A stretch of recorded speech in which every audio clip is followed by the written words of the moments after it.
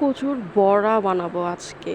একদম কচুর নিচের যে অংশগুলি থাকে সেগুলিকে আমি কুচি কুচি করে কেটে নিয়েছি। কেটে হলুদ, মরিচ, একটু চালের গুঁড়া দিয়ে ভালো করে কচলিয়ে মাখিয়ে নিচ্ছি। ভালো করে মাখিয়ে মশলাটাকে সমস্ত কচুর মধ্যে ছড়িয়ে দিতে হবে। যে মাখানো শেষ, আমি এখন এরকম গোল গোল করে ছেড়ে দিব। অল্প একটু তেল দিয়ে কড়াইয়ে তেলটা গরম করে নিব। এই যে ছেড়ে দিচ্ছি। সবচেয়ে মজার ব্যাপার, এখন তো ঠিকঠাকই আছে, কিন্তু কিছুক্ষণ পর দেখবেন আমার সব এলোমেলো আউলা ঝাউলা সব হয়ে যায়।